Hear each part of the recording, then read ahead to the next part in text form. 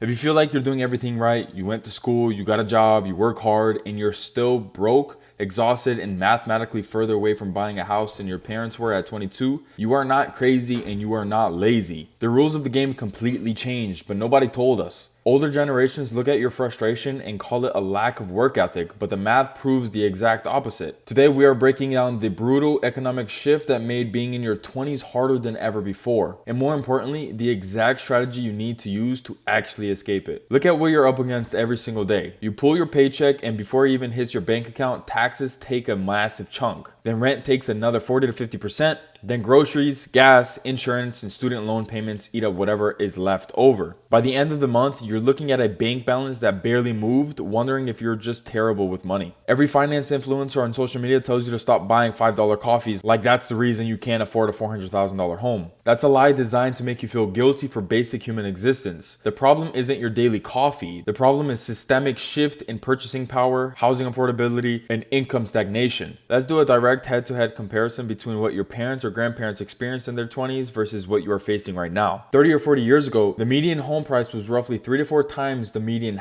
annual household income. That means you can get any entry-level job, work 40 hours a week, and reasonably buy a starter home, pay for college out of pocket with a summer job, and support a small family. Fast forward to today, the median home price in major areas is now 7 to 8 times the median income. Meanwhile, rent prices have detached from average wages entirely. You are paying record high percentages of your paycheck just to put a roof over your head, which completely wipes out your ability to save a down payment. Add inflation on top of that. Standard merit raises at a W-2 job sit around 3%. But when the real world cost of groceries, rent, and car insurance spikes way past that, a 3% raise is actually a pay cut in real purchasing power. You're running on an economic treadmill, moving faster and working harder just to stay in the exact same spot. Let's go ahead and talk a little bit about social media. While you are getting squeezed by real world inflation, your brain is getting squeezed by social media. Every time you open your phone, you see a 22-year-old driving rented Lamborghinis, showing off 20,000 monthly dividend checks, or talking about how they retired their parents before turning 25. It creates a psychological trap where you feel like you are falling behind in the game that's not even real. The truth is, most of what you see online is either fake, fueled by debt, or funded by wealthy parents. But trying to match that fake lifestyle is what leads to lifestyle creep. When young people finally get a small promotion or a slight bump in pay, the immediate reaction is to either upgrade a nicer apartment, a higher car payment, or expensive nights out. But increasing your living expenses to match your rising income is the single fastest way to guarantee that you stay trapped in the 9 to 5 grind forever. So how do you actually win when the system is stacked against you? You stop playing by the old rules and you start executing a high margin survival strategy. Step 1 is to lower your overhead floor. Your primary goal in your 20s isn't to look rich, it's to maximize the gap between what you earn and what you spend. Every single dollar you keep inside that gap is ammunition for your financial freedom. If that means living with roommates, driving a reliable paid off car, or staying in a smaller place for 2 extra years, do it. Protect your cash flow at all costs. Step 2 is treating your job as an active capital printer. Your W-2 job isn't your identity and it's not your long-term wealth builder. It is your funding mechanism. Use that steady paycheck to cover your baseline expenses and feed your investment machine. Step 3 is putting your surplus money to work. Once you have a standard emergency cushion in a high-yield savings account, every extra dollar needs to go directly into assets that grow faster than inflation. An example of this could be index funds like the S&P 500 ETFs or dividend growth funds. Let compounding do the heavy lifting while you focus on building your skill set. Saving your way out of today's economic environment is almost impossible if you only rely on a single wage. To break the cycle, you need to build active leverage outside of your 9 to 5. That doesn't mean fall into the get-rich-quick crypto traps or high-risk day trading. It means building digital assets in your spare time, whether that's a faceless YouTube channel, digital media,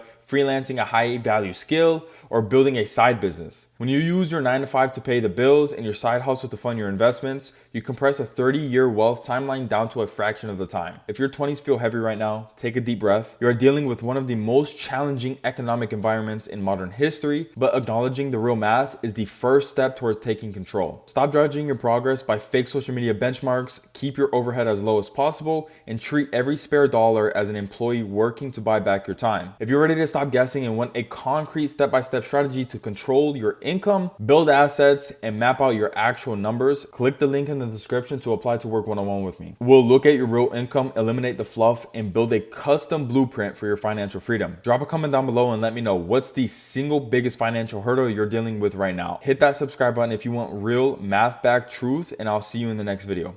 Peace.